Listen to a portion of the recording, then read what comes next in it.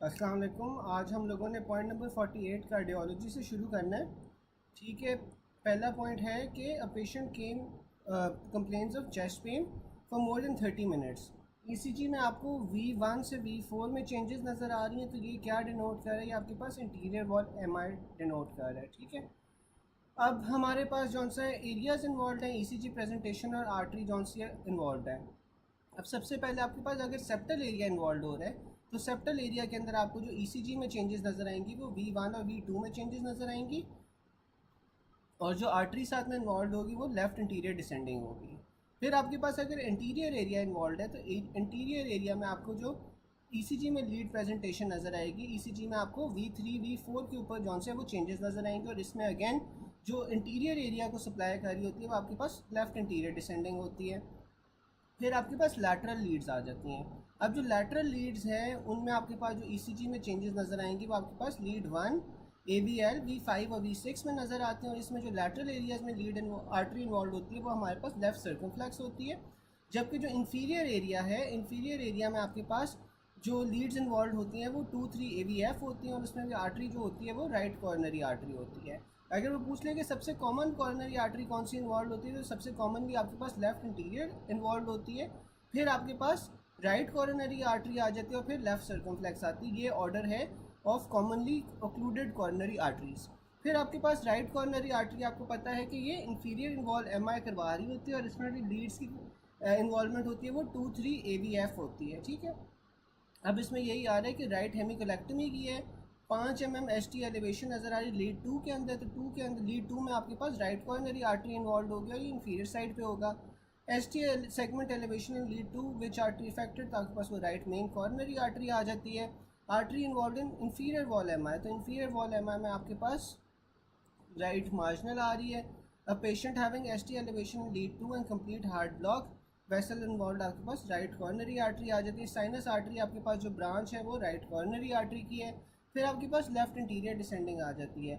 अब जो left interior descending है वो आपके पास V1 V2 V3 और V4 वाले जो सेगमेंट्स हैं ना ईसीजी के, वो रिप्रेजेंट कर रहे होते हैं। इसमें lead V4 ST elevation means which artery is included, तो आपके पास लेफ्ट इंटीरियर डिसेंडिंग आ जाती है। फिर इन्फाक्शन और एपेक्स ऑफ हार्ट, तो एपेक्स ऑफ हार्ट में आपके पास कौन सी वेसल थ्रोम्बोज होगी, आपके पास लेफ्ट इंटीरियर डिसेंडिंग। फिर आपके पास सर्कमफ्लेक्स आर्टरी कौन सी होती है, वो आपके पास लेफ्ट एट्रियल लेफ्ट वेंट्रिकल को सप्लाई कर रही होती है। Infarct in the lower segment of heart, तो उसमें आपके पास लेफ्ट सर्कमफ्लेक्स आ जाएगी। फिर right bundle branch is supplied by the left coronary artery. ठीक है। फिर आपके पास आ रहा है blood supply of heart. Blood supply of heart में आपके पास 2 मेन कॉर्नरी आर्टरीज आ जाती हैं, ऑरिकुलर एट्रियोवेंट्रिकुलर सेप्टल आर्टरीज होती हैं। रिगार्डिंग लेफ्ट कॉर्नरी आर्टरी, जो लेफ्ट कॉर्नरी आर्टरी है वो लेफ्ट सर्कमफ्लेक्स ब्रांच देती है, जो कि इंटीरियर एट्रियोवेंट्रिकल, ये आप करेक्ट कर लो कि जो आपके पास लेफ्ट सर्कमफ्लेक्स होती है वो एट्रियोवेंट्रिकुलर ग्रूव में गुजरी होती है। ठीक है। A patient develop retrosternal crushing pain for 2 to 3 hours on ECG, आपको ST एलिवेशन मिली in the anterior limb leads. Cardiac इंसान आपके पास नॉर्मल है, तो ये एक्यूट एमआई है। यहाँ तक किसी को कोई क्वेश्चन हो, कोई चीज़ ना समझ आ रही हो? यहाँ तक कोई क्वेश्चन?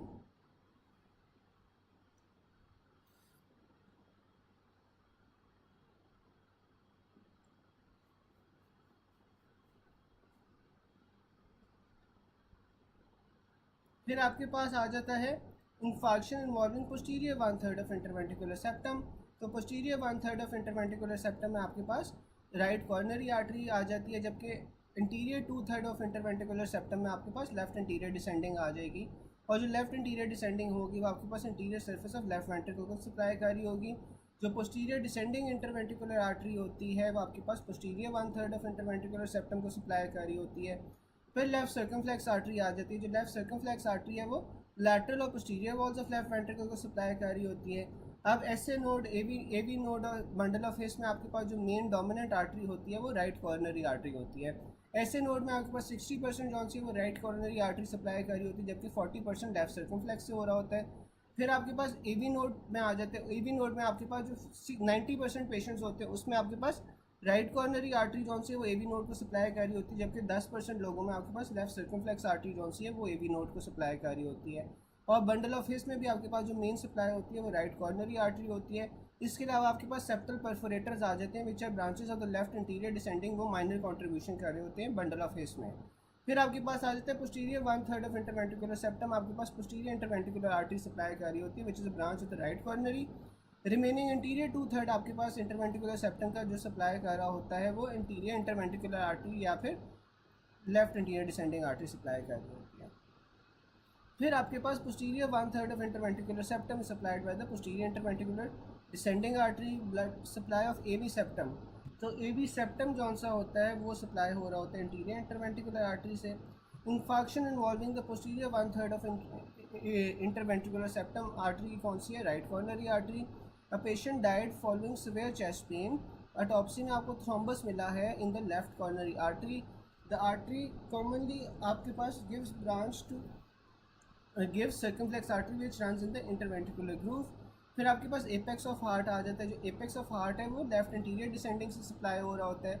अगर उसने पूछा हुआ विच आर्टरी मार्जिनल ब्रांच, तो marginal branch of right coronary artery होती है। इसमें आपने लेफ्ट इंटीरियर डिसेंडिंग को प्रेफर करना है over right marginal artery. Infarction involving the apex of heart, तो एपेक्स में आपके पास लेफ्ट इंटीरियर डिसेंडिंग आती है। फिर सर्फेसेज ऑफ हार्ट सप्लाई में if circumflex branch of left coronary artery is blocked, which area will be affected? तो आपके पास posterior surface of left ventricle effect होगा। Infarction of posterior lateral surface of heart, which artery involved? The left circumflex है। The left circumflex artery is mainly supplied, the left atrium is mainly supplied by the left circumflex artery। जो left circumflex artery अगर वो block हो जाए तो आपके पास area जो effect होगा वो आपके पास लेफ्ट एट्रियम और लेफ्ट वेंट्रिकल होगा। फिर वो बता रहा है कि 60% लोगों के अंदर आपके पास जो एसए नोड है वो राइट कॉर्नरी आर्टरी से सप्लाई होता है। 90% ए बी नोड जौन सा है लोगों में वो राइट कॉर्नरी आर्टरी में सप्लाई होता है। The A B node is supplied by the right coronary artery near the interventricular groove. फिर आपके पास आ जाता है with right coronary artery cut distal to the origin margin in the area most damage, आपके पास क्या होगा? ए बी नोड होगा। बंडल ऑफ हेस आपके पास राइट कॉर्नरी आर्टरी से सप्लाई हो रहा होता है। Right bundle branch block is right bundle branch is supplied by the left coronary artery. अगर आपके पास epicardium gets is blood supply from the coronary artery. Septomarginal या मॉडरेटर बैंड जौन सा होता है वो आपके पास राइट वेंट्रिकल के अंदर होता है। यहाँ तक किसी को कोई पॉइंट ना समझ आया हो?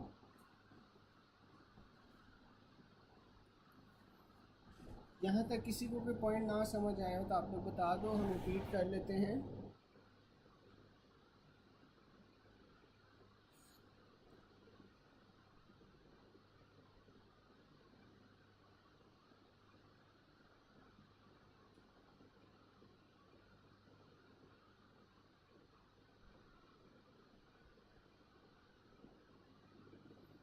फिर आपके पास आ जाता है which when is located in the posterior interventricular groove.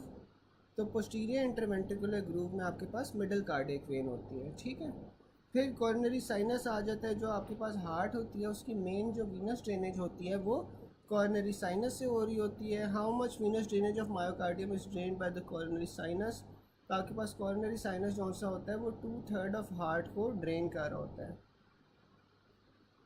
मैं इसे देख लेता हूँ।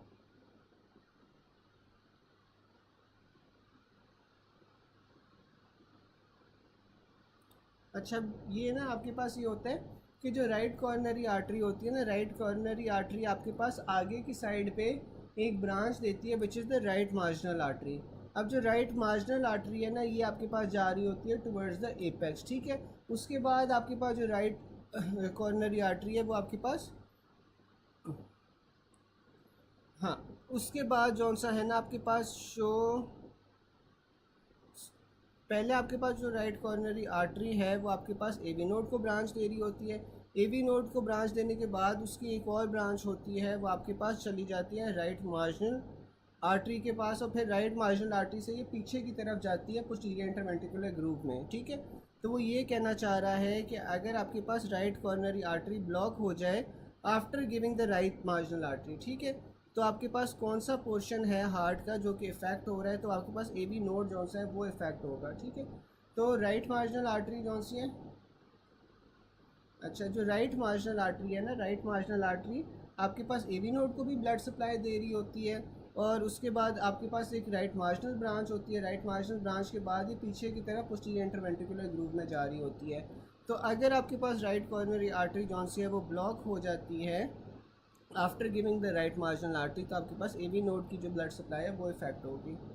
फिर एपेक्स की ब्लड सप्लाई जौन सी होती है ना, वो उसमें आपने लेफ़्ट इंटीरियर डिसेंडिंग को प्रेफर करना है ओवर राइट मार्जिनल, ठीक है।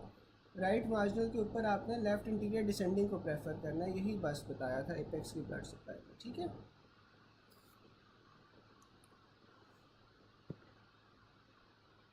डॉक्टर सफ़ाना समझ आ गई या फिर मैं कोई डायग्राम ढूंढ के बताऊं?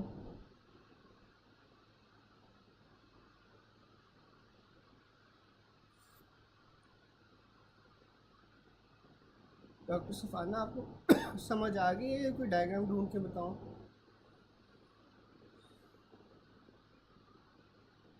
फिर आपके पास आ रहा है कि पोस्टीरियर इंटरवेंट्रिकुलर ग्रूव के अंदर आपके पास कौन सी वेन होती है, तो पोस्टीरियर इंटरवेंट्रिकुलर ग्रूव के अंदर आपके पास मिडल कार्डियक वेन होती है।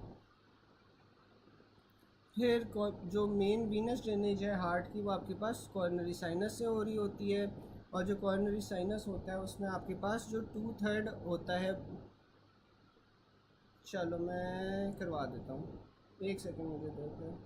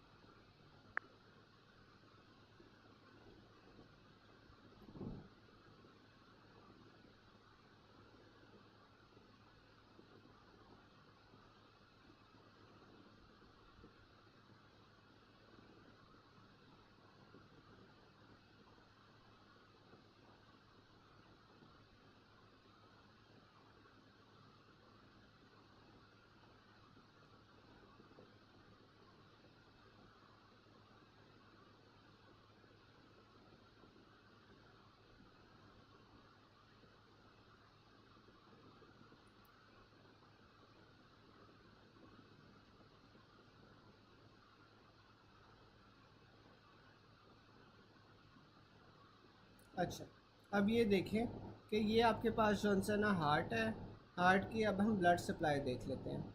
हार्ट की ब्लड सप्लाई आपके पास जो सी होती है ना, दो मेजर आर्टरी से आ रही होती है। एक राइट कॉर्नरी आर्टरी होती है, एक लेफ़्ट कॉर्नरी आर्टरी होती है, ठीक है। अब जो लेफ़्ट कॉर्नरी आर्टरी है इसने आपके पास दो में डिवाइड हो जाना है। एक आपके पास इंटीरियर इंटरवेंट्रिकुलर आर्टरी होती है या फिर लेफ़्ट इंटीरियर डिसेंडिंग होती है, वो आपके पास जौन सा ना दोनों आप डायग्राम में भी देख सकते हो कि ये दोनों जौन सा है एट्रिया और दोनों वेंट्रिकल्स के दरमियान में रन रही होती है, इसीलिए इसे इंटीरियर इंटरवेंट्रिकुलर आर्टरी कहते हैं, क्योंकि ये दोनों वेंट्रिकल्स के दरमियान में रन रही होती है, ठीक है। फिर आपके पास जौन से लेफ़्ट कॉर्नरी आर्टरी की दूसरी ब्रांच आ जाती है which is the circumflex branch, ठीक है। अब जो सर्कमफ्लेक्स ब्रांच है ना, वो आपके पास दो एट्रिया और लेफ़्ट वेंट्रिकल, लेफ़्ट एट्रिया और लेफ़्ट वेंट्रिकल के दरमियान में से गुजर के पीछे की साइड पे जा रही होती है, ठीक है। फिर आपके पास जो दूसरी होती है, दूसरी आपके पास राइट कॉर्नरी आर्टरी होती है। अब जो राइट कॉर्नरी आर्टरी है ना, ये आपके पास आती है, इसने आपके पास कौन सा है वो सप्लाई करना है राइट, ये आपके पास जौन से ना सीधी जाएगी, सीधी जाके ये आपके पास एक मार्जिनल ब्रांच दे रही है। आप ये देख सकते हो ये जो मार्जिनल ब्रांच है ये टुवर्ड्स द एपेक्स जाती है, ठीक है।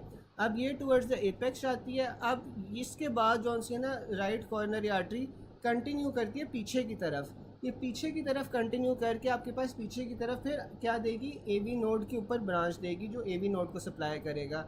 आप देख सकते हो जैसे ही राइट कॉर्नरी आर्टरी एंटर होती है हार्ट में, तो पहले वो एक ब्रांच देगी which is the essay nodal branch, ठीक है।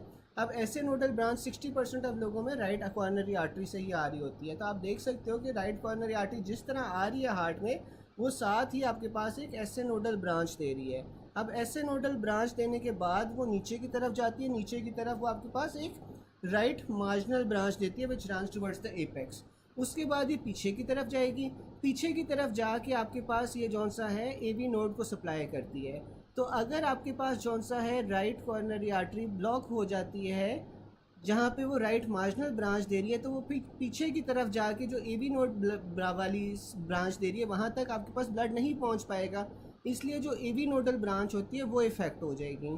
डॉक्टर सफ़ाना समझ आ गई आप? या फिर से रिपीट कर दूं?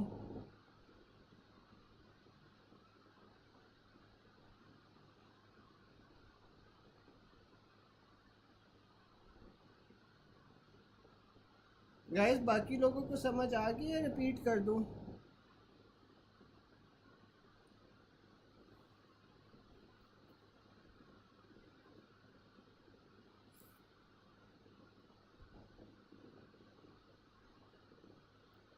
फिर आपके पास आ जाती है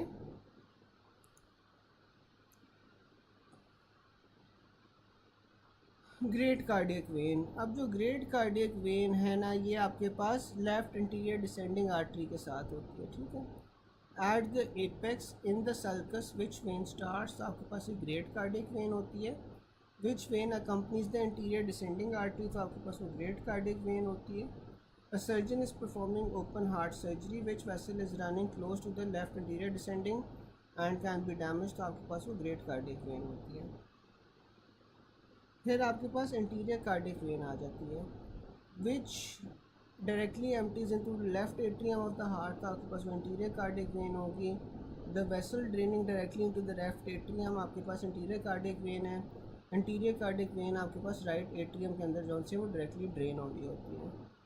फिर मिडल कार्डियक वेन आ जाती है। जो मिडल कार्डियक वेन है वो आपके पास पोस्टीरियर इंटरवेंट्रिकुलर सर्कस के अंदर लाया करती है। Which of the following when accompany the posterior interventricular artery, तो आपके पास वो मिडल कार्डियक वेन होती है। अब जो कॉरोनरी ब्लड फ्लो है वो आपके पास डिक्रीज़ होता है विद इंक्रीज हार्ट रेट, ठीक है।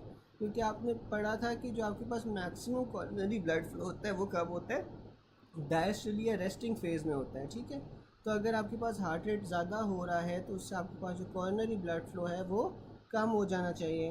Which is an example of coronary circulation, तो आपके पास एंड टू एंड एनास्टोमोसिस होता है। इसमें जो इनफंडिबुलम है वो आपके पास राइट कोनस आर्टरी से सप्लाई हो रहा होता है, ठीक है। इनफंडिबुलम राइट कोनस आर्टरी से सप्लाई हो रहा होता है। फिर हमारे पास कार्डिक प्लेक्सेस आ जाते हैं। अब जो कार्डिक प्लेक्सेस है इसमें आपके पास बहुत सिंपैथेटिक और पैरासिम्पैथेटिक फाइबर्स होते हैं। Cardiac plexus in the superior mediastinum receives input from left vagus। जो एपिकार्डियल लेयर्स होती हैं उसमें visceral layer of serous pericardium आ जाती है। जो सुपरफिशियल कार्डियक प्लेक्सस है वो आपके पास लेफ्ट वेगस से बन रहा होता है। Fibrous and parietal layer of pericardium are supplied by phrenic nerve. Which artery is likely to be damage in close proximity of phrenic nerve, तो आपके पास वो पेरिकार्डियो फ्रेनिक आर्टरी आ जाती है।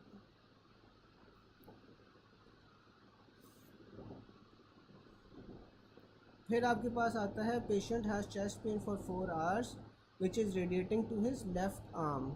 ईसीजी में आपको एसटी एलिवेशंस मिल रही हैं, तो आपके पास कौन सा कार्डियक एंजाइम रेज्ड होगा? ट्रॉप आई।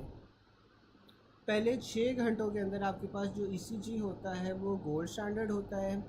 सबसे जो स्पेसिफिक होता है टेस्ट एमआई के अंदर वो आपके पास ट्रॉप आई होता है, इज़ ग्रेटर देन ट्रॉप टी। सबसे सेंसिटिव कौन सा होता है? वो मायोग्लोबिन होता है। CKMB आप रीइंफाक्शन में यूज़ करते हो फॉलोइंग अक्यूट MI, बिकॉज इसके जो लेवल्स हैं वो नॉर्मल हो जाते हैं आफ्टर 48 आवर्स। अब आपके पास मुख्तलिफ़ किस्म के उसने एंजाइम्स बताए हुए हैं जो टाइम टू टाइम रेज हो रहे होते हैं MI के अंदर। अब 4 आवर्स के अंदर आपके पास ट्रॉप आई जो सा होता है वो वीकली पॉजिटिव होता है। 6 आवर्स के अंदर आपके पास CKMB भी वीकली पॉजिटिव होता है, ट्रॉप आई भी वीकली पॉजिटिव होता है, जबकि जो मायोग्लोबिन होता है वो पीक कर रहा होता है। फिर आपके पास जो सा है 12 to 16 आवर्स आ जाते हैं। जो 12 to 16 आवर्स होते हैं उसमें आपके पास जो CKMB होता है वो स्ट्रांगली पॉजिटिव होता है। ड्रॉप आई भी आपके पास स्ट्रांगली पॉजिटिव होता है, जबकि जो मायोग्लोबिन है वो वीकली पॉजिटिव होगा। फिर 24 आवर्स के अंदर आपके पास CKMB पीक कर जाता है, ड्रॉप आई भी पीक कर जाता है, मायोग्लोबिन वीकली पॉजिटिव होता है। 2 डेज़ के अंदर आपके पास CKMB परसिस्ट करेगा, ड्रॉप आई भी परसिस्ट करेगा, मायोग्लोबिन वीकली पॉजिटिव हो जाएगा।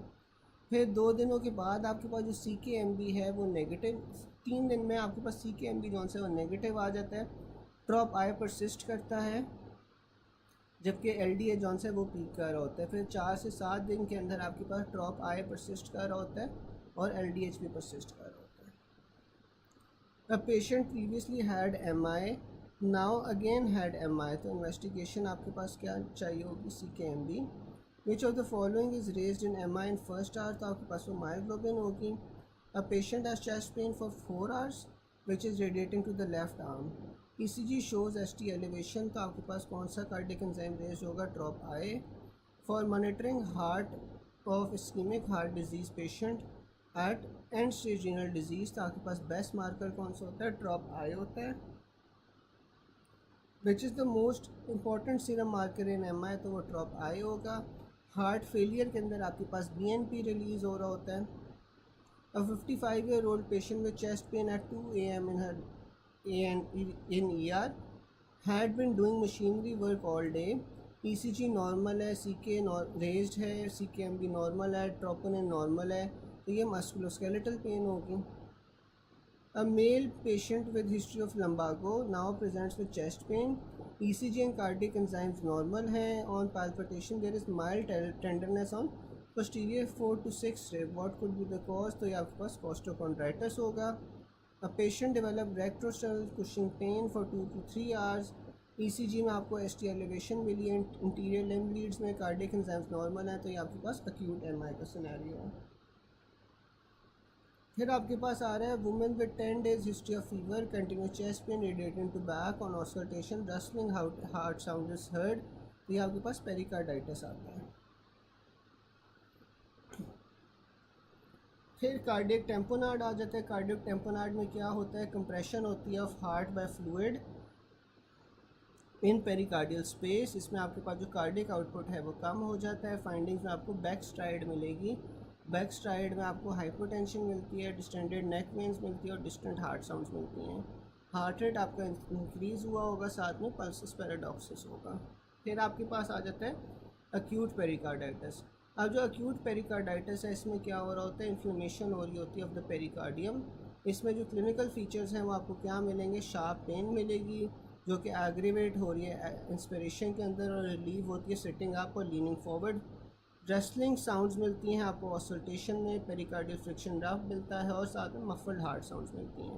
कॉजेज़ आपके पास इडियोपैथिक होती है जो सबसे कॉमन होती है। फिर वायरसेस हो सकती है जैसे Coxsackie virus, auto immune disease हो सकती है, SLE rheumatoid arthritis, acute STEMI हो सकता है और साथ में ड्रेसलर सिंड्रोम हो सकता है। ECG में आपको wide spreads concave saddle shaped ST elevation मिलेगी और PR डिप्रेशन जो सी होती है वो सबसे स्पेसिफिक ECG मार्कर होती है फॉर पेरिकार्डाइटिस। ठीक है, तो अक्यूट पेरिकार्डाइटिस में आपको क्या क्या मिलता है? शार्प पेन मिलती है जो एग्रीवेट हो रही होती है इंस्पिरेशन से और रिलीव हो रही होती है बस सिटिंग अप या लीनिंग फॉरवर्ड। साथ में आपको रस्लिंग हार्ट साउंड्स मिलती हैं, पेरिकार्डियल फ्रिक्शन रब मिलता है, मफल्ड हार्ट साउंड्स मिलती हैं। ECG पे आपको जो सी ST एलिवेशंस मिलेंगी विच आर सैडल शेप्ड और साथ में PR डिप्रेशन मिलती है जो कि सबसे स्पेसिफिक ECG मार्कर होती है पेरिकार्डाइटिस में। फिर आपके पास आती है अक्यूट मायोकार्डाइटिस। जो अक्यूट मायोकार्डाइटिस होता है इसमें इन्फ्लेमेशन हो रही होती है मायोकार्डियम की। इसमें जो फाइंडिंग्स हैं वो आपके पास चेस्ट पेन होगी, fever, palpitations, tachycardia, soft S1 और S4 गैलप मिलेगी।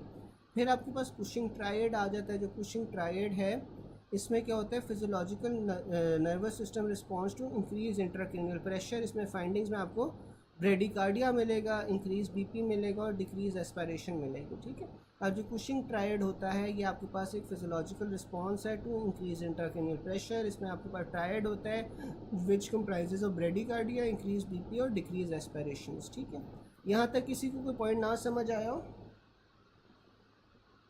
यहाँ तक कोई पॉइंट ना समझ आया हो, रिपीट करना हो?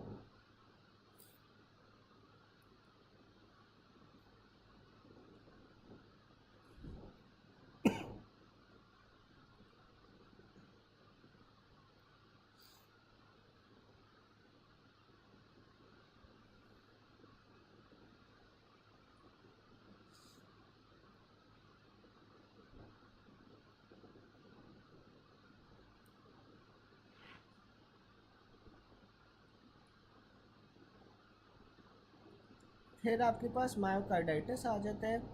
अ young female presented with fever for last 10 days and continuous chest pain unrelated to respiration. तो ये फीवर है, साथ में आपके पास चेस्ट पेन है which is unrelated to respiration, तो ये मायोकार्डाइटिस होगा। मायोकार्डाइटिस के अंदर ऑर्गेनिज्म कौन सा इन्वॉल्व होता है? आपके पास कॉक्सिकी वायरस। फिर a scenario was given about patient arriving in ER। Cardiac tamponade का डायग्नोसिस बनाया था। क्लिनिकल फाइंडिंग में आपको क्या मिलेगा? पल्सिस पैराडॉक्सिस मिलता है। MI 9 day patient suddenly dies in washroom, तो ये आपके पास कार्डियक टेम्पोनार्ड होगा। A male with transmural myocardial infarction died in washroom after 8 days, तो ये आपके पास कार्डियक टेम्पोनार्ड होगा।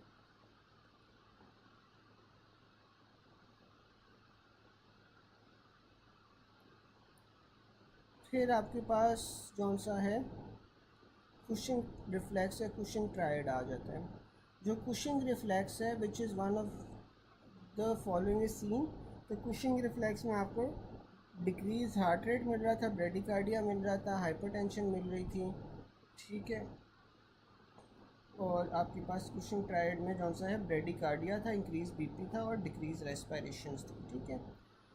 और फिर आपके पास आ जाता है a middle aged man had myocardial infarction, which of the following condition is he most likely to develop in the next 24 hours, तो next 24 hours में आपके पास ventricular arrhythmias होंगे। Most important cause of low amplitude QRS complex क्या होता है, आपके पास कोई पुराना MI हो, या फिर आपके पास कोई कार्डियक टेम्पोनार्ड हो सकता है, या कंस्ट्रक्टिव पेरिकार्डाइटिस हो सकता है। Which of the following cellular processes is most likely to occur in myocardium of a patient with myocardial infarction who is been treated with fibrinolytic agents, तो इसमें आपके पास फ्री रेडिकल फॉर्मेशन होती है। इन myocardial infarction आपके पास जो shock का type होगा वो कार्डियोजेनिक शॉक होगा, ठीक है। फिर आपके पास माइट्रल वाल्व स्टेनोसिस आ जाती है। Where can mitral valve be best heard, तो आपके पास वो एपेक्स ऑफ हार्ट होती है। अब ये ऑस्कल्टेशन के एरियाज उसने बताए हुए हैं। जो आयोटिक एरिया होता है वो आपके पास राइट सेकेंड इंटरकॉस्टल स्पेस में होता है। पल्मनरी एरिया आपके पास लेफ़्ट सेकेंड इंटरकॉस्टल स्पेस में होगा। जो ट्राइकस्पिड एरिया है वो आपके पास लेफ़्ट फिफ्थ इंटरकॉस्टल स्पेस में होगा। और जो माइट्रल एरिया है वो आपके पास लेफ़्ट फिफ्थ इंटरकॉस्टल स्पेस में होता है, मिड क्लेविकुलर लाइन में, इसे आप एपेक्स बीट भी कहते हैं, ठीक है। तो माइट्रल वाल्व मर्मर आपके पास लेफ़्ट फिफ्थ इंटरकॉस्टल स्पेस में आ जाता है, मिड क्लेविकुलर लाइन पे। फिर जो mid diastolic murmur of mitral stenosis आपके पास एपेक्स ऑफ हार्ट पे सुनाई देता है। आयोटिक स्टेनोसिस का मर्मर जो है वो राइट सेकेंड इंटरकॉस्टल स्पेस में सुनाई देगा, जबकि जो आयोटिक रीगर्ज होती है उसका जो आपके पास मर्मर है वो बेस्ट हर्ड होता है at lower left sternal border. Murmur of aortic valve can be best auscultated at second intercostal space right side of the sternum, ठीक है। यहाँ तक किसी को कोई क्वेश्चन हो, कोई चीज़ ना समझ आई हो, यहाँ तक कोई क्वेश्चन?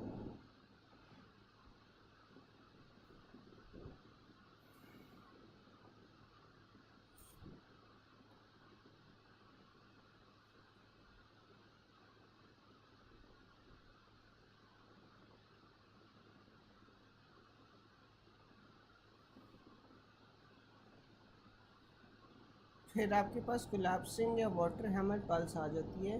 जो कोलैप्सिंग या वाटर हैमर पल्स है वो आपको सबसे कॉमनली कब नज़र आती है, आयोटिक रीगर्ज के अंदर नज़र आती है। जो पल्सिस पैराडॉक्सिस होता है, पल्सिस पैराडॉक्सिस में आपके पास ग्रेटर देन 10 mmHg फॉल होता है in systolic blood pressure during inspiration, और फेंट या एब्सेंट पल्स आपको मिलती है इंस्पिरेशन पे, ठीक है। जो पल्सिस पैराडॉक्सिस है वो आपको कार्डियक टेम्पोनार्ड में सुनाई देता है होता है, और साथ में आपके पास सिवियर अस्थमा में पल्सिस पैराडॉक्सिस होता है। फिर स्लो राइजिंग पल्सिस, आपके पास slow rising pulses aortic stenosis में आ जाएंगी। कोलैप्सिंग वाटर हैमर पल्स जो सी होती है वो आयोटिक रीगर्ज में आ जाती है। पेटेंट डक्टस आर्टरियोसिस में आ जाएगी, और हाइपरकिनेटिक कंडीशंस में आ जाती है, जैसे anaemia, thyrotoxicosis, fever, exercise, pregnancy हो गई। फिर पल्सेस ऑल्टरेंस आ जाती है। पल्सेस ऑल्टरेंस में क्या होता है कि एक स्ट्रॉन्ग बीट होती है और फिर एक वीक बीट होती है, जो कि ऑल्टरनेटिवली आकर हो रही होती हैं, और ये आपको जौन सा लेफ़्ट वेंट्रिकुलर फेलियर में मिलता है। फिर आपके पास पल्सेस बिस्फेरेंस आ जाती है। जो पल्सेस बिस्फेरेंस है ये क्या होती है, rapidly rising twice beating pulse, और ये आयोटिक वाल्व डिजीज़ के अंदर आपको मिलेगी। फिर जर्की पल्स होती है। जो जर्की पल्स होती है वो आपको हाइपरट्रोफिक ऑब्स्ट्रक्टिव कार्डियोमायोपैथी में मिलती है। और आपके पास एट्रियल फिब्रिलेशन में आपके पास पल्स डेफिसिट आता है, ठीक है। AFib में आपको पल्स डेफिसिट मिलेगा। Which one of the following in seen in atrial fibrillation, तो एट्रियल फिब्रिलेशन में पल्स डेफिसिट होता है। A patient with strong and weak beat alternatively, तो ये आपके पास लेफ्ट वेंट्रिकुलर हार्ट फेलियर में या कंजेस्टिव कार्डियक फेलियर में पल्सेस ऑल्टरेंस मिलती है। Patient with history of sudden death in family and jerky pulse, तो ये आपके पास हॉकम आ जाती है। फिर उसने मरमर्स का बताया हुआ है। जो आपके पास सिस्टोलिक मरमर्स होते हैं वो आपके पास माइटल रीगर्जिटेशन और ट्राइकस्पिड रीगर्जिटेशन में मिलते हैं।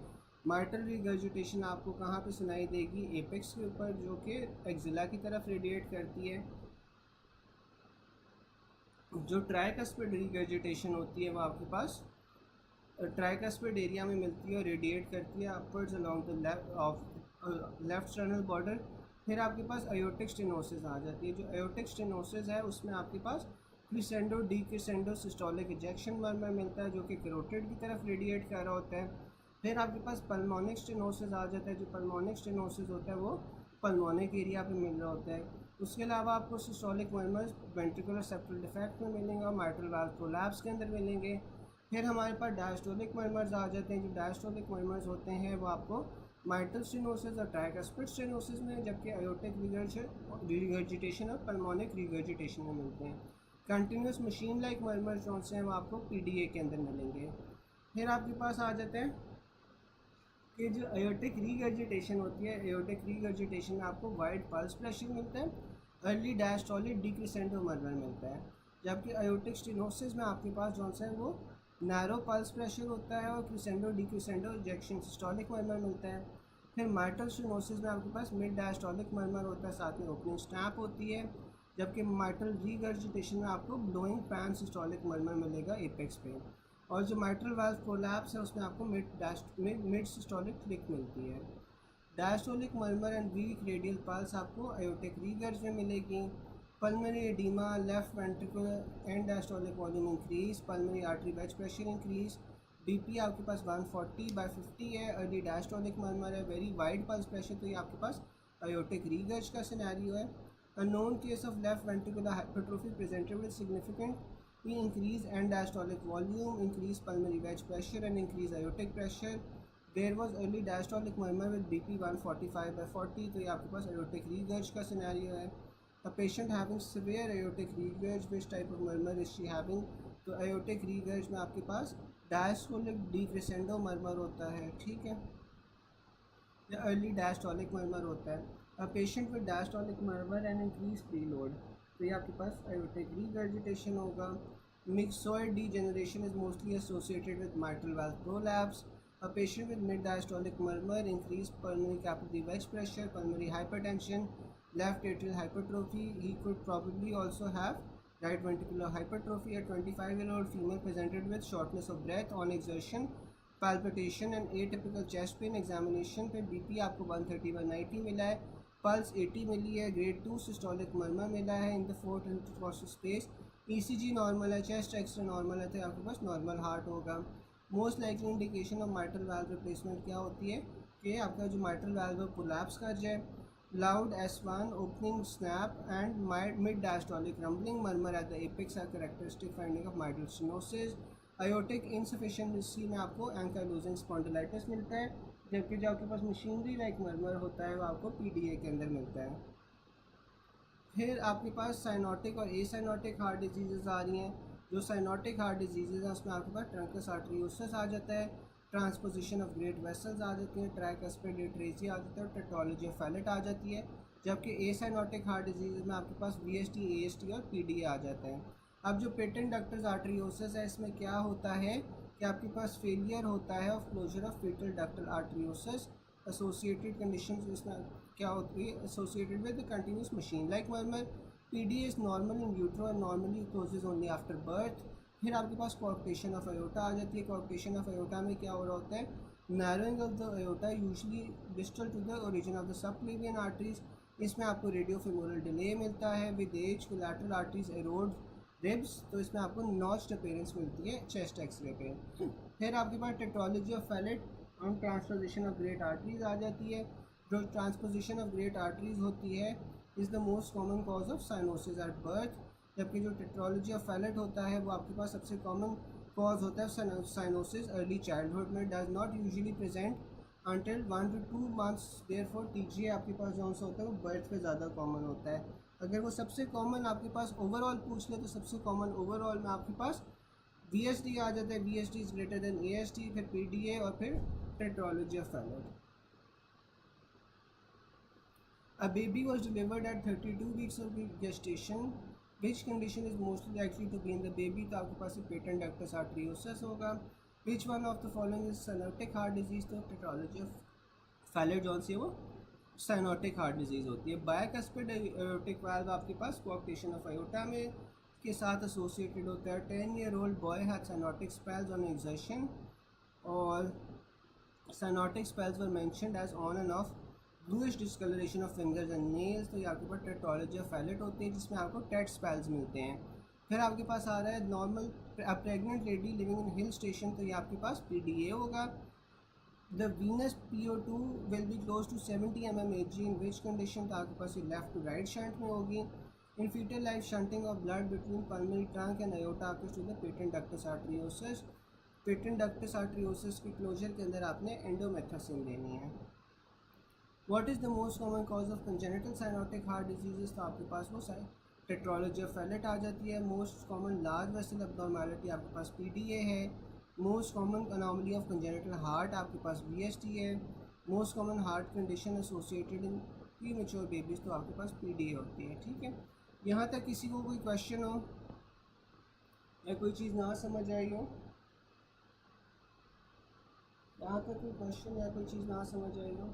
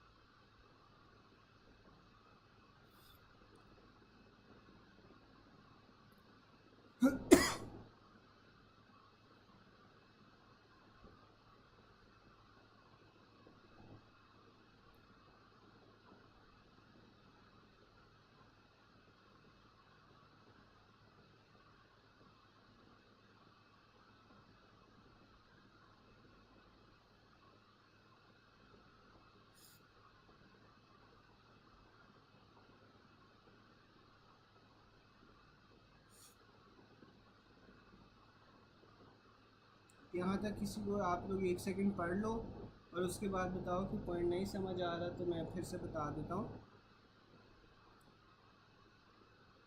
कोई है ऐसा पॉइंट जो ना समझ आ रहा हो अभी?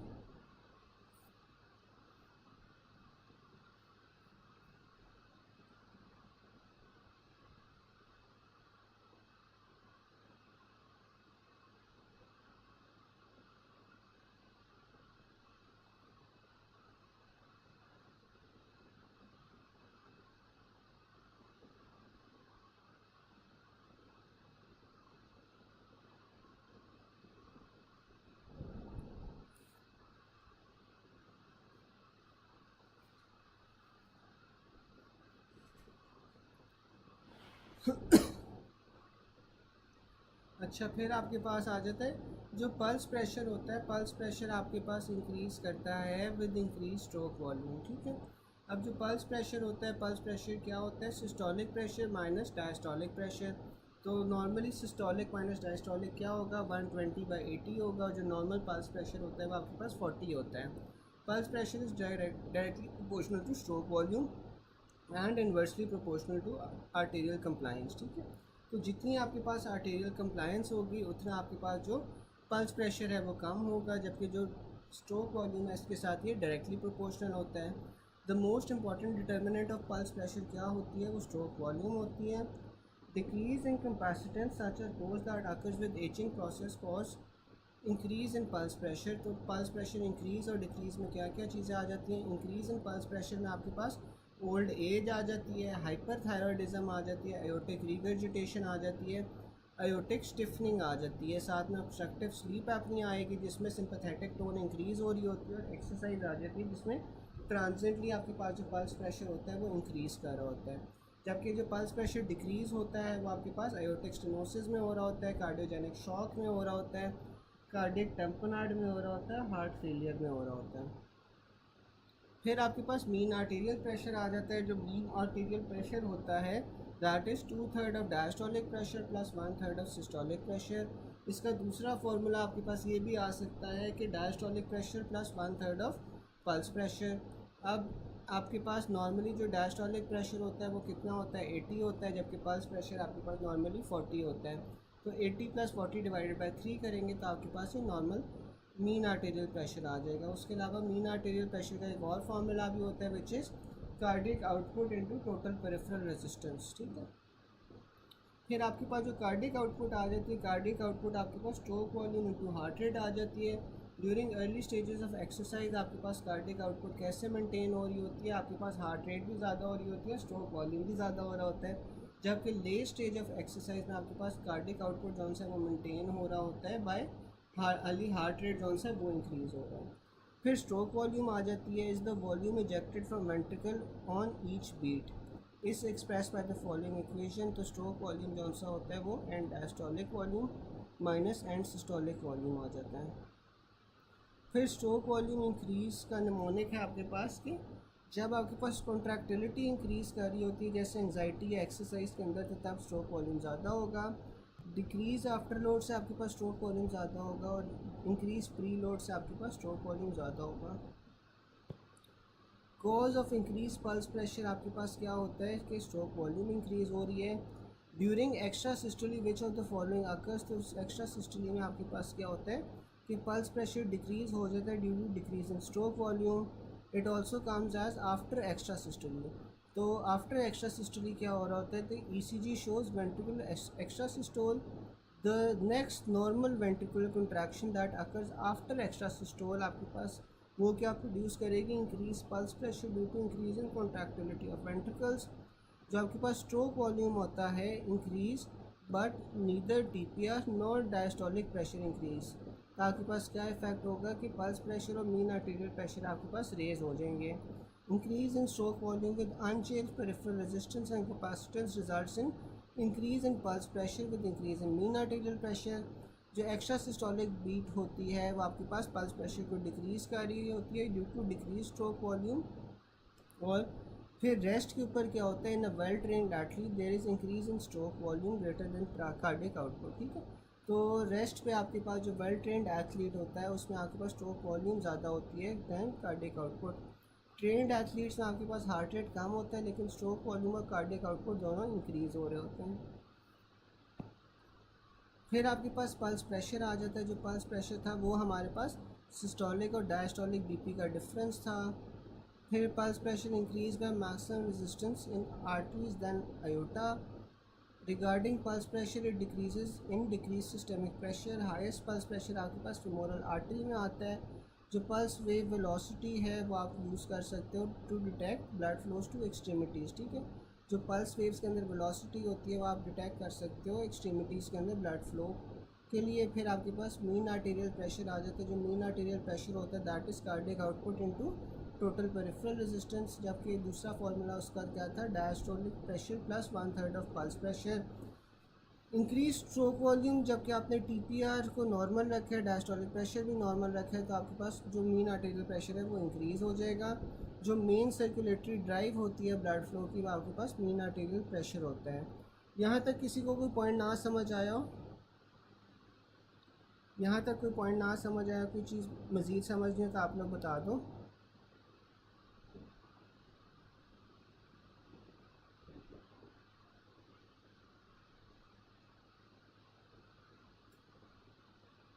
फिर वो कह रहा है कि जो कार्डियक आउटपुट राइट साइड का होता है वो आपके पास 100% होता है of that of the left side, ठीक है।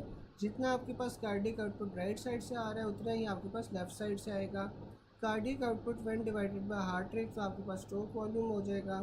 अ person took stairs to the 4th floor, increase cardiac output will be due to increase pre load.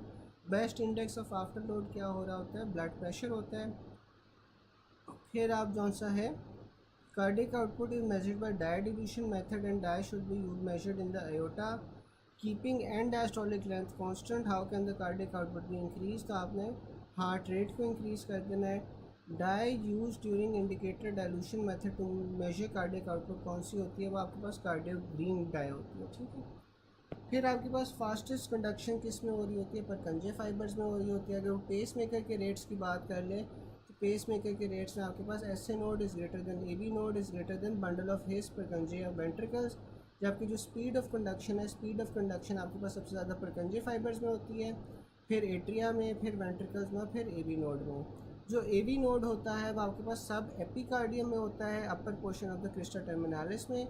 जबकि आपके पास जो ए बी नोड है वो आपके पास एंडोकार्डियम में होता है, एंडोकार्डियम में होता है, located in the posterior inferior part of the inter arterial system. जबकि आपके पास जो कंडक्टिंग सिस्टम होता है वो सब एंडोकार्डियम में होता है, ठीक है। जो एस ए नोड है वो सब एपिकार्डियम में, ए बी नोड आपके पास एंडोकार्डियम में, और जो कंडक्टिंग सिस्टम है वो आपके पास सब एंडोकार्डियम में, ठीक है। अच्छा, डॉक्टर आमील पूछ रहे हैं कि हाईएस्ट पल्स प्रेशर का क्या सीक्वेंस होता है? तो क्या मुझे बता सकते हैं कि पल्स प्रेशर का क्या सीक्वेंस होता है?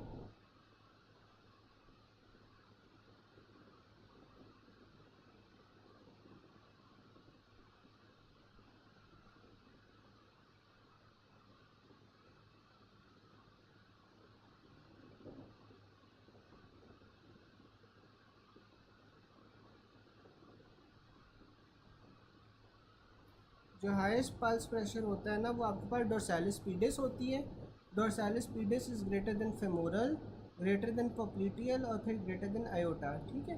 तो सबसे ज़्यादा पल्स प्रेशर जो सा होता है वो डोर्सालिस पीडिस, फिर फेमोरल, फिर पोप्लिटियल और फिर आयोटा, ठीक है। ये इसका सीक्वेंस है।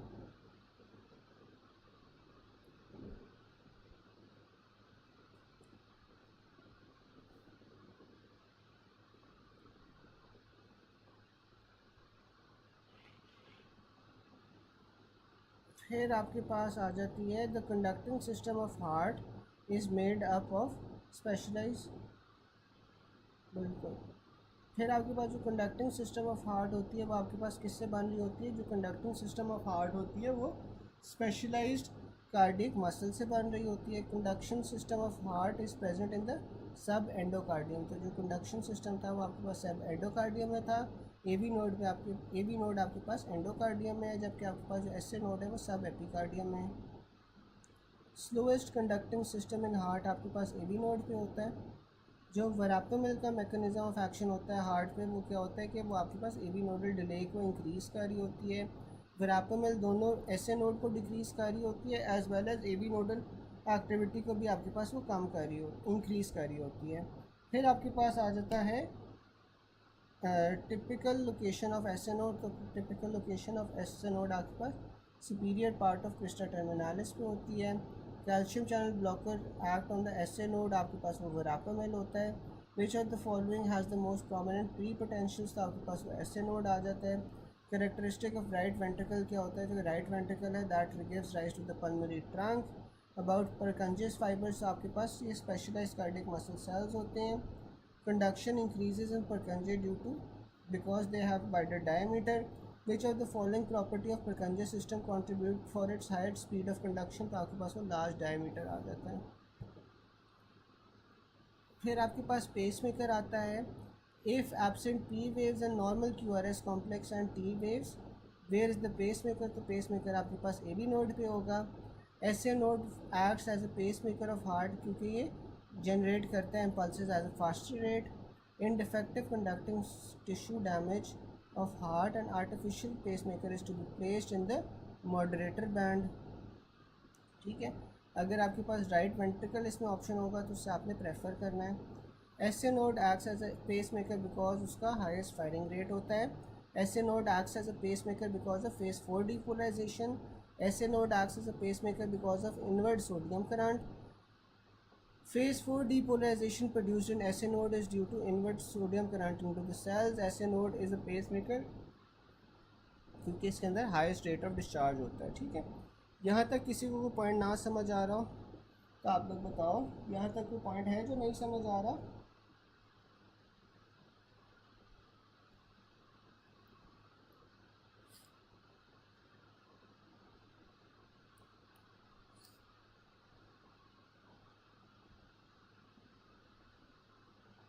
यहाँ तक किसी को कोई पॉइंट ना समझ आ रहा हो?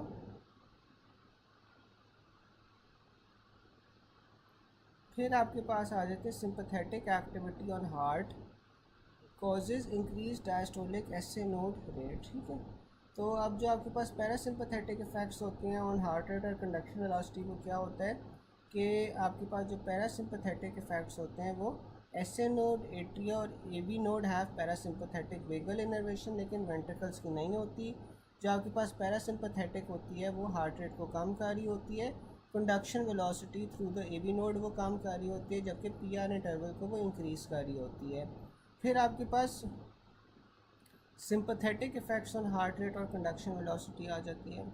जो सिंपैथेटिक इफ़ेक्ट है वो क्या होती है, इसमें नॉन एपिनेफ्रिन होता है जो न्यूरोट्रांसमीटर होता है, एक्ट करता है बाय द बीटा 1 रिसेप्टर्स। ये आपके पास हार्ट रेट को इंक्रीज़ कर रहा होता है, increases conduction velocity through the AV node, और आपके पास पीआर इंटरवल जौन सा है वो कम कर रहा होता है। The parasympathetic supply of heart is via the vagus nerve. Regarding parasympathetic stimulation आपके पास क्या होती है कि ये पीआर इंटरवल को बढ़ा रहा होता है। Effect of norepinephrine on heart क्या होता है कि आपके पास increases in rate in S N O depolarization, क्योंकि ये आपके पास सिंपैथेटिक इफेक्ट करवा रहा होता है। Effect of non epinephrine of heart क्या होता है कि एवी नोड कंडक्शन को भी बढ़ा रहा होता है, ठीक है। फिर parasympathetic causes decrease heart rate by causing which of the following S A node. तो आपके पास जो पैरासिम्पैथेटिक इफेक्ट होता है वो सोडियम का इन्फ्लक्स कम हो जाता है, जिस वजह से आपके पास हार्ट रेट कम हो जाता है। Vagal stimulation of myocardium acts predominantly at S A node causing altered sodium permeability. Strong vagal stimulation effect on heart क्या होता है कि आपके पास ये हार्ट रेट में को डिक्रीज कर रही होती है। हार्ट आपके पास सिंसिटियम के तौर पे क्यों एक्ट कर रहा होता है, because of gap junctions. Maximum heart rate आपके पास कब होगा, एक्सरसाइज में होगा। ब्रेन ब्रिज रिफ्लेक्स फंक्शन क्या होता है कि ब्रेन ब्रिज रिफ्लेक्स होता है, ये आपके पास एक आर्टीरियल रिफ्लेक्स होता है ड्यू टू जब आपके पास जौन सा is an increase in heart rate due to an increase in central venous pressure, ठीक है। तो जब हार्ट की वॉल के ऊपर आपके पास स्ट्रेस ज़्यादा पड़ता है, स्ट्रेस ज़्यादा पड़ने की वजह से आपके पास हार्ट रेट इंक्रीज़ हो जाता है, तो इसे आप ब्रेन ब्रिज रिफ्लेक्स कहते हो। Difference of increase in hydrostatic pressure from kidney और फ्रॉम हार्ट क्या होता है कि इंक्रीज ऑस्मोटिक प्रेशर होता है along the capillary flow. Third year student attending surgery for the first time collapses, उसका बीपी 90/60 है, तो ये आपके पास क्यों हो रहा है, डिक्रीज टोटल पेरिफेरल रेजिस्टेंस में। Women had MI 48 hours later she collapse on ECG there is irregular low voltage. तो पैथोफिजियोलॉजी इसमें क्या होगी, री एंट्री सर्किट होगा, क्योंकि आपके पास जो पहले 48 आवर्स होते हैं उसमें एरिथमिया सबसे कॉमन होते हैं। Which of the following is increase causing vasoconstriction due to stress of surgery, तो आपके पास वो एपिनेफ्रिन होता है, ठीक है। Which of the following will be reached in a stress due to surgery, तो ACTH है। अगर वो वेजोकंस्ट्रिक्शन की बात करेगा तो वेजोकंस्ट्रिक्शन में आपके पास एपिनेफ्रिन आ जाएगा। अगर हाली स्ट्रेस की बात करेगा तो तब आपके पास फिर ACTH आ जाएगा। फिर आ रहा है 55 year old hypertensive woman wants lifestyle modification, तो आपको क्या एडवाइस करना है कि वॉक 1 माइल डेली, ठीक है। फिर a pregnant woman presented with hypertension, drug of choice क्या होगी आपके पास, labetalol greater than methyldopa. Drug of choice for diabetic patient with hypertension, तो आपको कैप्टोप्रेल देनी है। 60 year old man with long standard hypertension, aortic stenosis, the histology of his heart will show hypertrophy of ventricular cells. Most common complication hypertension की क्या होती है, left ventricular hypertrophy होती है। A 40 year old hypertensive man BP 165/85, तो आपने ACE inhibitors देनी है, ठीक है। अब नाइस गाइडलाइंस के मुताबिक अगर आपके पास patient less than 55 years old है तो आपने ACE इनहिबिटर्स देनी है। अगर पेशेंट इज़ ग्रेटर देन 55 या एफ्रो अमेरिकन डिसेंट है तो इसमें आपने कैल्शियम चैनल ब्लॉकर्स या डायूरेटिक्स देनी है। कॉज ऑफ एथरोमा क्या होता है, एथरोमा में आपके पास डायस्टोलिक हाइपरटेंशन होती है। Most common cause of thoracic aortic dissection hypertension होती है। 50 ईयर ओल्ड लेडी डायबिटीज़ और hypertension on diuretics presented with hyperkalaemia and unconscious and normal RBS, तो आपके पास ये ARF होगा, ठीक है। यहाँ तक किसी को कोई पॉइंट ना समझ आया हो, यहाँ तक कोई बात ना समझ आई हो,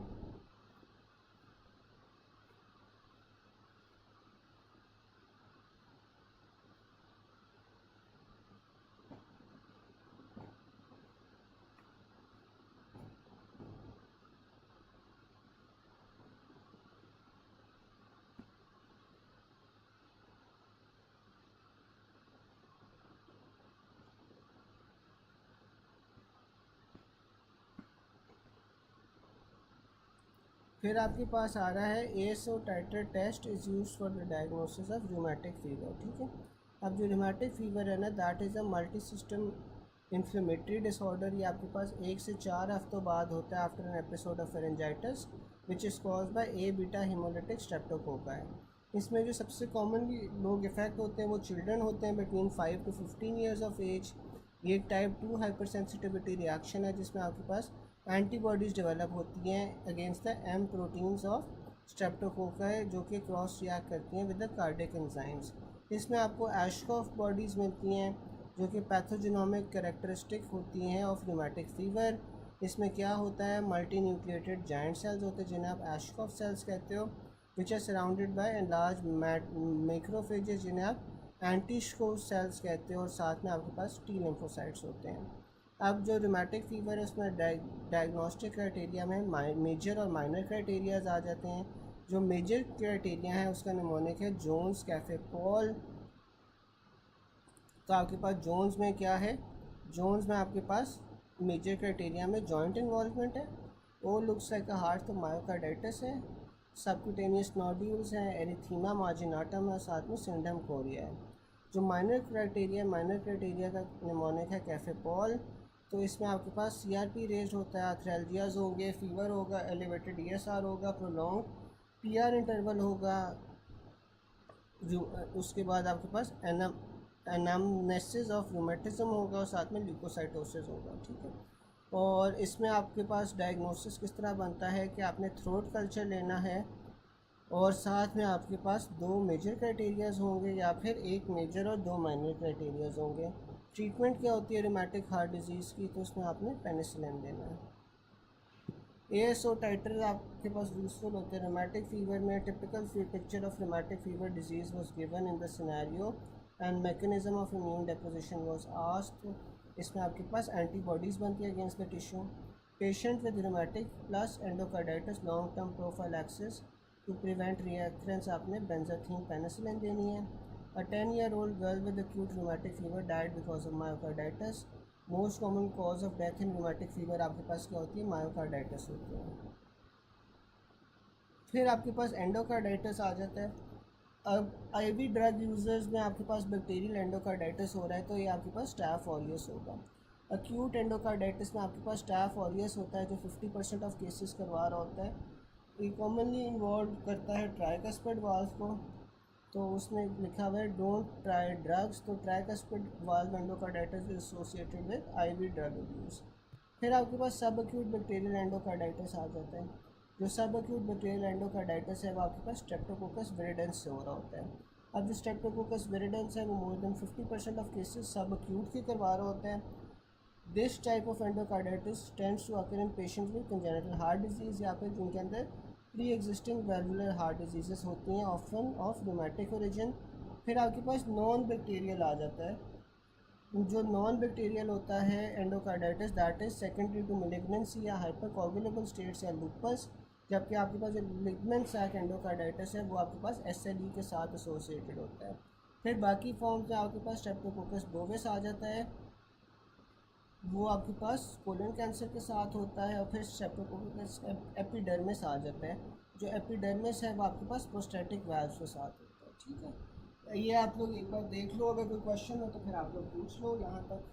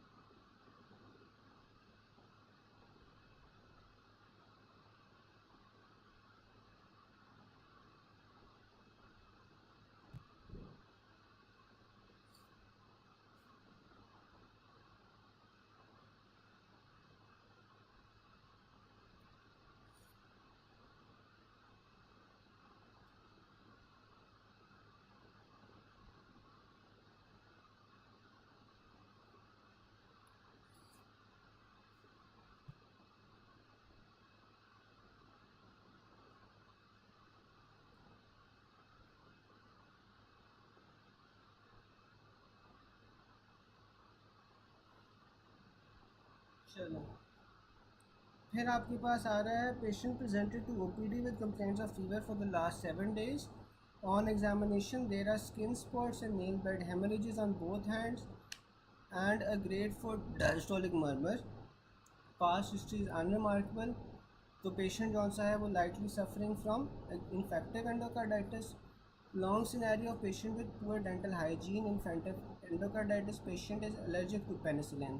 तो आपने इन्फेक्टिव एंडोकार्डाइटिस में अगर पेनिसिलिन से एलर्जी है तो वैंकोमाइसिन और जेंटामाइसिन देनी है. अच्छा, अब मुझे कोई बता सकता है कि मेनिंजाइटिस के अंदर ड्रग ऑफ चॉइस क्या होती है? मेनिंजाइटिस में ड्रग ऑफ चॉइस क्या होगी?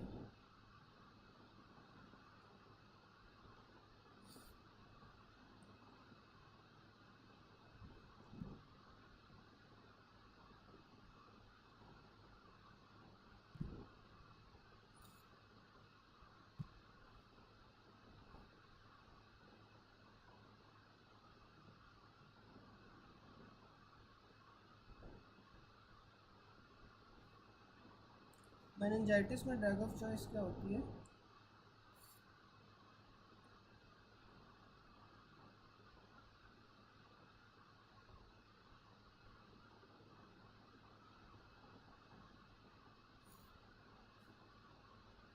बिल्कुल, सेफ्ट्राइक्सोन is greater than penicillin G. ठीक है, फिर आपके पास आ जाती है लिबमैन सैक एंडोकार्डाइटिस. जो लिबमैन सैक एंडोकार्डाइटिस होता है उसमें आपके पास आयोटिक और माइट्रल वाल्व दोनों इन्वॉल्व हो रहे होते हैं. फिर आपके पास आता है इन्फेक्टिव एंडोकार्डाइटिस. फिर इन्फेक्टिव एंडोकार्डाइटिस में आपके पास जौन सा होता है माइट्रल वाल्व इफेक्ट होता है greater than aortic valve. Tricuspid valve is involved in more than 50% cases of endocarditis of intravenous drug users. ठीक है, in whom endocarditis is most common by staphylococcus infection. अच्छा, मुझे कोई बता सकता है कि सबसे ज़्यादा जो मोर्टेलिटी होती है एंडोकार्डाइटिस में वो किस ऑर्गेनिज्म से होती है? सबसे ज़्यादा डेंजरस कौन सा ऑर्गेनिज्म होता है एंडोकार्डाइटिस के अंदर?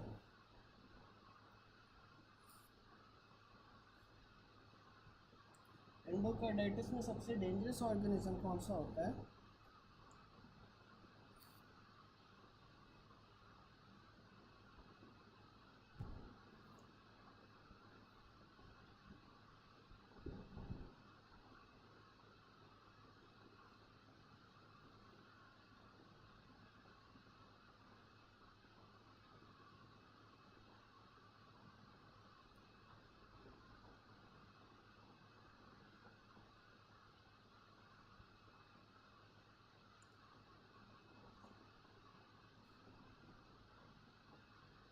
क्या हो गया guys?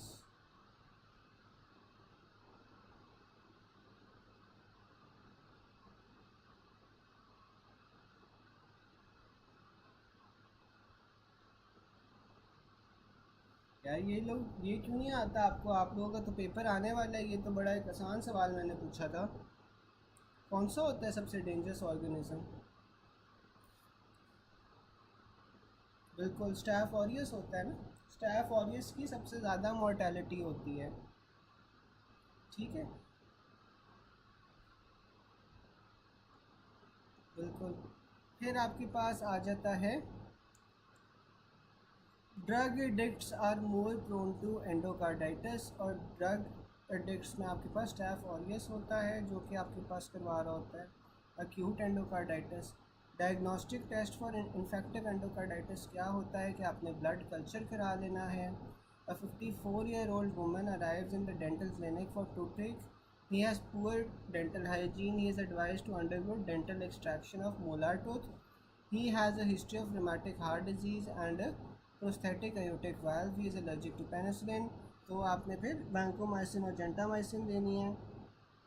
Non-thrombotic bacterial endocarditis is frequently associated with terminal neoplasm, most common condition that occurs in IV drug abusers. तो आपके पास infective endocarditis होता है.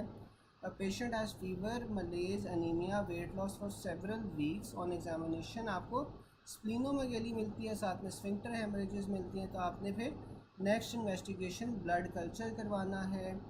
फिर आपके पास आ रहा है female patient has valvular heart disease. Such patients are at risk of developing infective endocarditis. अच्छा, वैसे कोई मुझे बता सकता है कि अगर वैल्वुलर हार्ट डिजीज़ है तो कौन से किस्म का आपके पास एंडोकार्डाइटिस होना चाहिए? वैल्वुलर हार्ट डिजीज़ में आपके पास कौन सा एंडोकार्डाइटिस कॉमन होता है?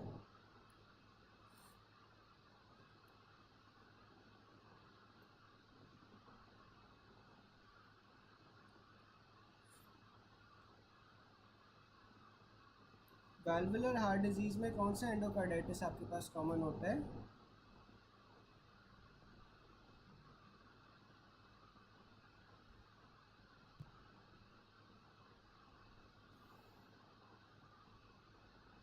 बिल्कुल सब एक्यूट होता है, ठीक है। फिर आपके पास आ रहा है, और सब एक्यूट में आपके पास फिर स्ट्रेप्टोकोकस विरिडेंस आ जाता है। A female with known case of valvular heart disease now wants to insert an IUCD. तो अगर वो इंट्रा यूट्राइन कॉन्ट्रासेप्टिव डिवाइस जो सा है वो इंसर्ट कर रही है, तो फिर आपके पास कौन सा इन्फेक्टिव एंडोकार्डाइटिस होगा? फिर आपके पास इन्फेक्टिव एंडोकार्डाइटिस होगा which is caused by enterococcus फेकालिस। अब जो सबसे कॉमन ऑर्गेनिज्म होता है जो इन्फेक्टिव एंडोकार्डाइटिस के द्वारा होता है वो आपके पास स्ट्रेप विरिडेंस होता है। और अगर वो मोर्टेलिटी वाइज पूछ ले तो सबसे डेंजरस जो सा होता है वो स्ट्रेप ऑरियस होता है, ठीक है। तो जो सबसे कॉमन होगा वो आपके पास क्या होगा? स्ट्रेप विरिडेंस होगा। और जो सबसे डेंजरस होगा, सबसे ज़्यादा मोर्टेलिटी होती है, वो आपके पास स्ट्रेप ऑरियस में होती है। फिर आपके पास आ रहा है करेक्ट सीक्वेंस ऑफ इवेंट्स। इसमें आपके पास सबसे पहले वाल्व डैमेज होते हैं, फिर आपके पास थ्रोम्बस बनता है, फिर परफोरेशन होती है और फिर एम्बोलाई होता है, ठीक है। तो इसका नमूनिक उसने बताया हुआ DTBP। इसमें डैमेज वाल्व्स होते हैं, फिर थ्रोम्बस बनता है, फिर बैक्टीरिया होती है और फिर परफोरेशन होती है। अब जो कंजेस्टिव हार्ट फेलियर है वो आप BNP से डायग्नोस करते हो। जो BNP होता है वो वेंट्रिकल से निकल रहा होता है, जबकि जो ANP होता है वो एट्रिया से निकल रहा होता है, हार्ट फेलियर में निकल रहे होते हैं। फिर आपके पास अब morbidly obese female died from heart failure. Autopsy में हर हार्ट वाज 900 ग्राम्स, ठीक है। On histology there was adipo cells intermix with cardiac cells. तो ये आपके पास फैटी इन्फिल्ट्रेशन की एग्जांपल है। A young man with heart failure bilateral pleural effusion in pleural tap, आपको क्या मिलेगा? 2 से 3% लिम्फोसाइट्स मिलेंगे। Sodium retention is seen in heart failure. Mannitol आपने कंजेस्टिव हार्ट फेलियर में कॉशन से देनी है। मैनेटॉल क्या चीज़ करवाती है? मैनेटॉल कॉशन से क्यों देते हैं? मैनेटॉल से किस चीज़ का रिस्क इंक्रीज़ होता है, कोई बता सकता है चैट बॉक्स में?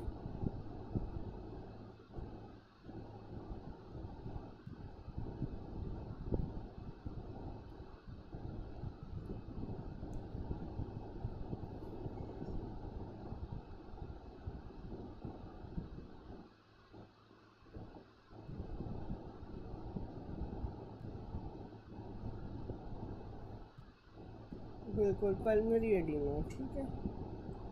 फिर in congestive heart failure captopril works as increase cardiac output. तो पल्मोनरी एडीमा में आपके पास कैप्टोप्रिल जौन सा है वो क्या करेगी? कार्डिक आउटपुट को इंक्रीज़ कर देगी। Mechanism of oedema in congestive heart failure क्या होता है? आपके पास कैपिलरी हाइड्रोस्टैटिक प्रेशर इंक्रीज़ हो रहा होता है। फिर 65-year-old patient AST ALT raised है, पिटिंग एडीमा है, ग्रेड 2 बायलैटरली रेज GBP है, तो आपको हार्ट फेलियर सेल्स मिलेंगे। A patient with heart failure came to the ER with complaints of shortness of breath and basal creps. First line आपके पास treatment क्या होगी? इंजेक्शन फिरोसामाइड होगी। A patient with left ventricular hypertrophy presents to you with chest pain and mild shortness of breath. On examination BP आपको 90/70 मिल रहा है, pulse 90 मिल रहा है, तो आपने पेन रिलीफ करने के लिए नाइट्रेट्स देने हैं। A patient known case of congestive cardiac failure presented with shortness of breath. On examination उससे बेसल क्रैप्स है, तो आपने क्या देना है? लूप डायोरेटिक्स देनी है इसमें, ठीक है, कंजेस्टिव हार्ट फेलियर में। फिर आ रहा है a female with fever shortness of breath collapse suddenly. On autopsy आपको डायलेटेड हार्ट मिल रही है, पेरिकार्डियल एफ्यूजन मिल रही है, लिम्फोसाइट्स मिल रही है, नेक्रोसिस मिल रही है, तो ये आपके पास कॉक्सकी B वायरस है। A patient with shortness of breath and pink fluid with no RBCs and WBCs and alveoli occurs in congestive cardiac failure. A patient history of recent MI after which he developed shortness of breath upon lying and decreased urine output. On examination, he has pedal edema, distended JVP, basal crepitations, tender liver and shifting dullness. तो इसमें आपके पास diagnosis क्या है? congestive cardiac failure है. A patient with 1 year history of shortness of breath presents with cough. On examination आपको wheeze मिल रही है, hyper resonant chest मिल रही है, decrease vocal fermentus मिल रहा है. पल्मोनरी फंक्शन टेस्ट में आपको डिक्रीज FEV ओवर FVC मिल रहा है, ऑल्सो डिक्रीज लंग एलास्टेज. तो आपके पास what is the cause of increase neutrophil elastase? तो आपके पास निकोटीन आ जाएगा. यहाँ तक किसी को कोई क्वेश्चन हो या कोई पॉइंट नहीं समझ आया हो तो बताएं.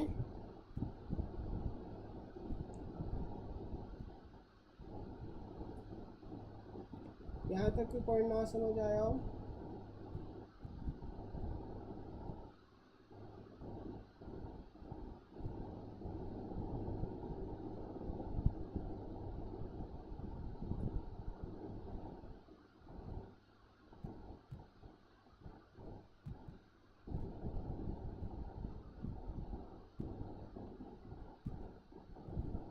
अच्छा, फिर आपके पास आ जाता है शॉक में जो सबसे इम्पोर्टेंट रिस्पॉन्स होता है एज अ होल, वो आपके पास क्या होता है? CNS इस्कीमिक रिस्पॉन्स होता है. ठीक है, जबकि जो इमीडिएट सबसे रिस्पॉन्स होता है वो बेरो रिसेप्टर्स होते हैं.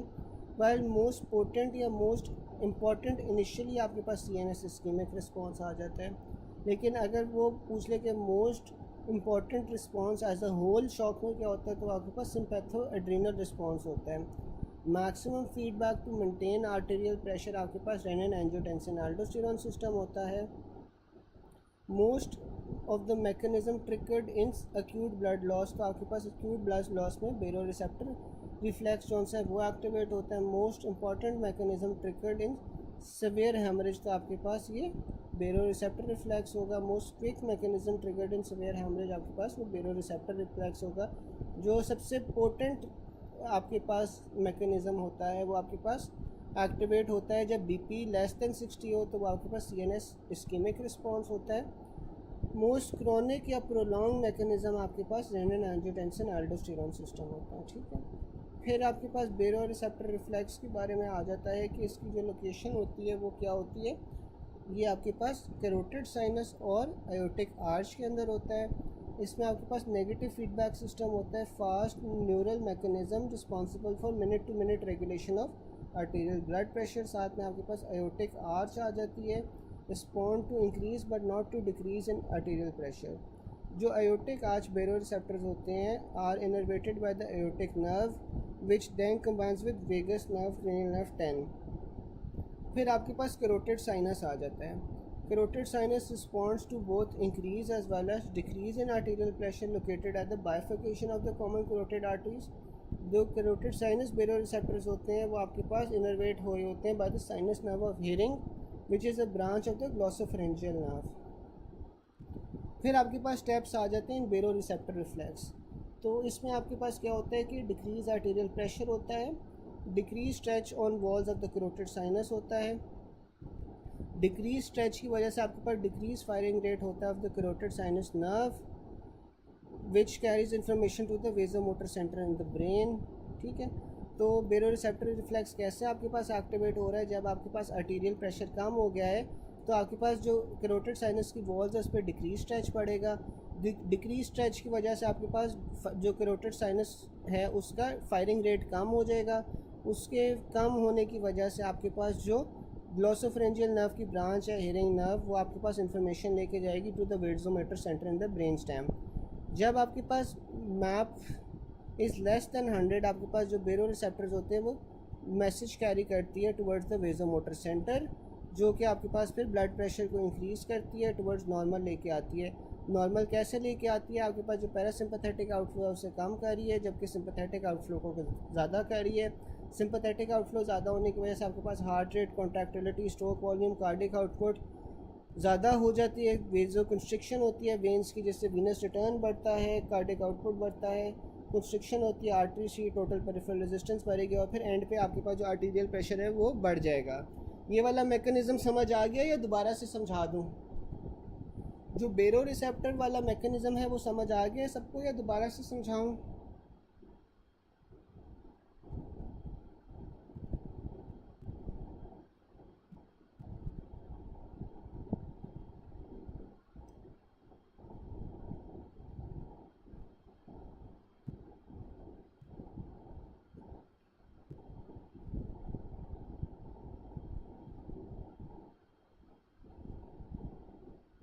चलो मैं बता देता हूँ कि यार ये देखो जो बेरो रिसेप्टर्स होते हैं ना, बेरो रिसेप्टर्स आपके पास क्यों इंपॉर्टेंट होते हैं। जब आपके पास जो ब्लड प्रेशर है वो इमीडिएटली ड्रॉप कर रहा है तो आपके पास सबसे पहले क्या चीज़ डिटेक्ट करती है, बेरो रिसेप्टर्स इसे डिटेक्ट करते हैं कि यार ब्लड प्रेशर जॉनसन है वो रैपिडली कम हो रहा है।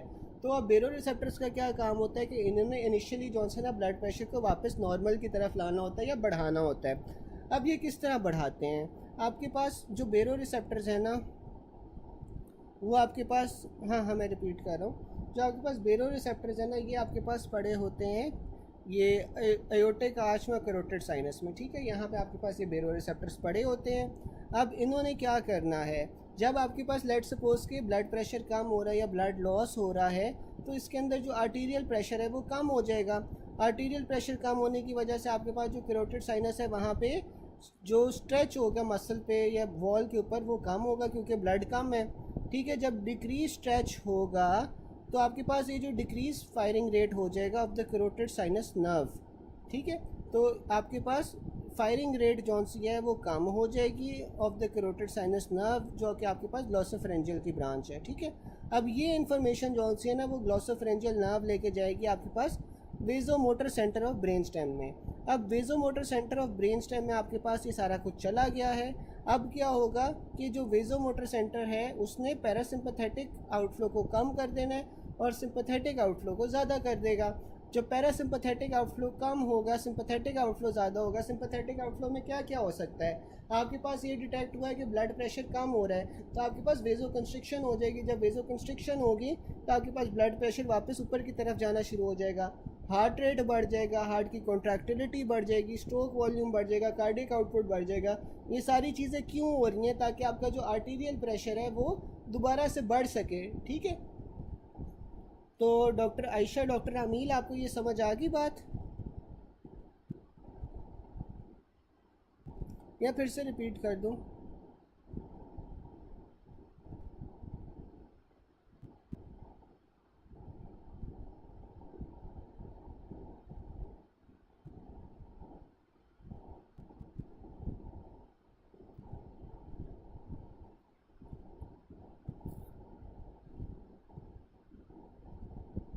चले, फिर आपके पास जो बेरो रिसेप्टर्स है ना वो क्या कर रहे हैं, बेरो रिसेप्टर्स आपके पास आर्टेरियल ब्लड प्रेशर में चेंजेस वो डिटेक्ट करते हैं। फिर आपके पास आ जाता है aortic arch baroreceptor respond to increase but not to decrease in arterial pressure।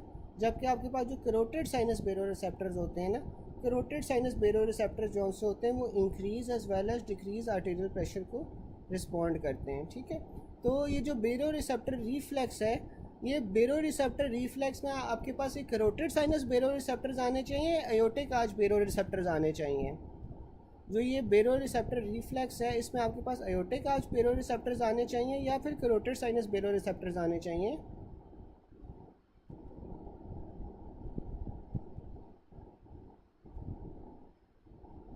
सारे बता सकते हैं कोई?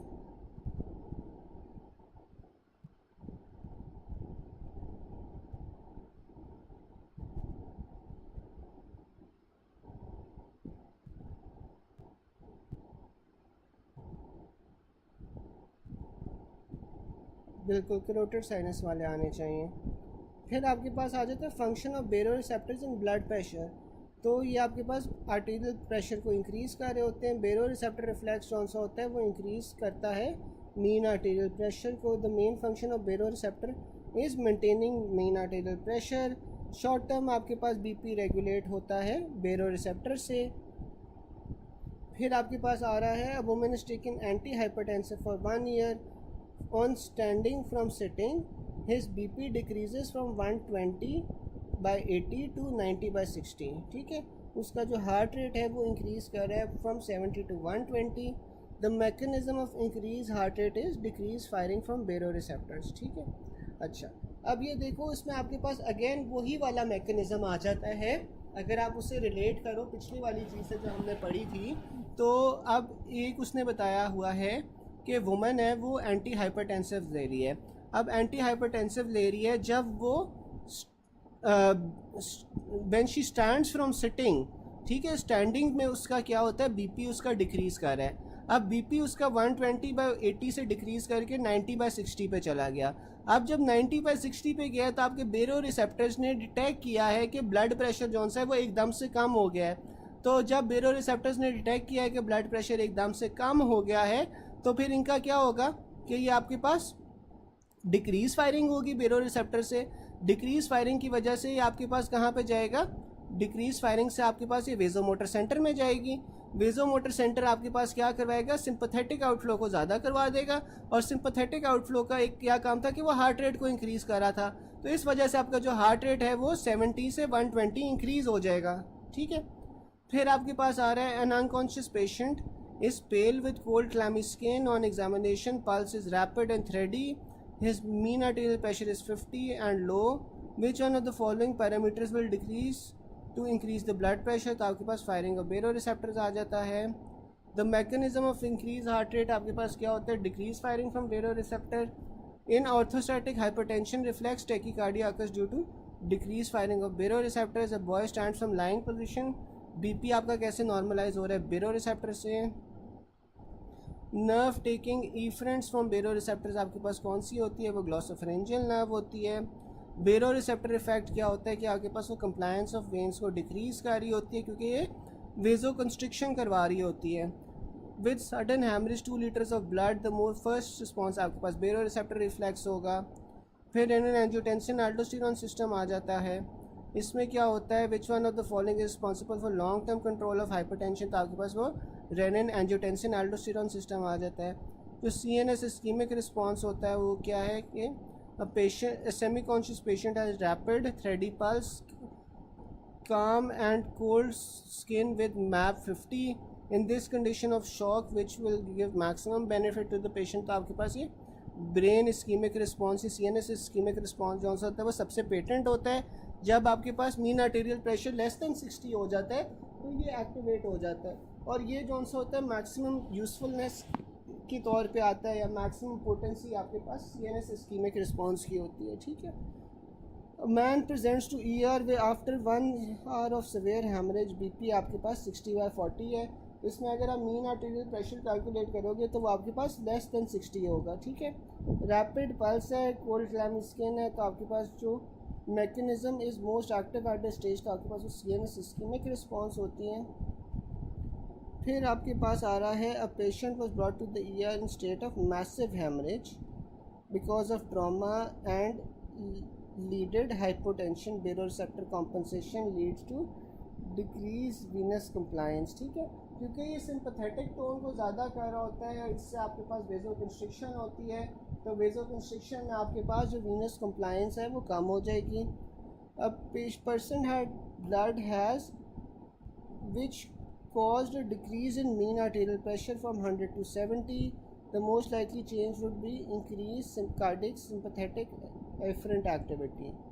BP recording of 2 males, a hypertensive with reading of 180/110 and a normotensive with 120/80 were noted respectively.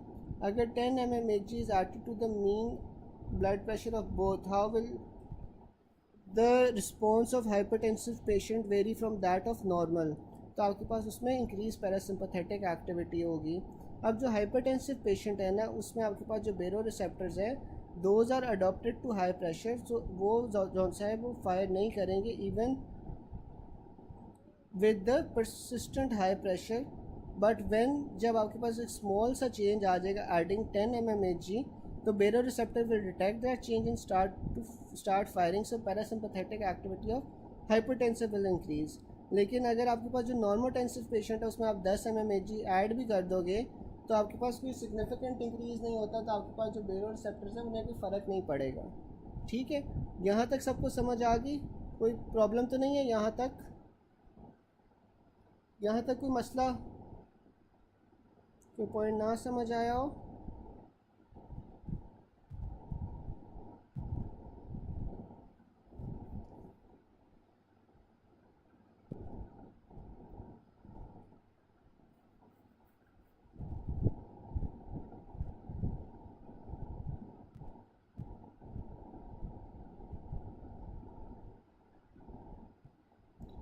चलें फिर हम लोग नमाज ब्रेक ले लेते हैं। 9 बजे हम लोग जॉनसन में दोबारा से कंटिन्यू करेंगे, ठीक है। अगर कोई क्वेश्चन हो तो आप लोग अभी बता दो।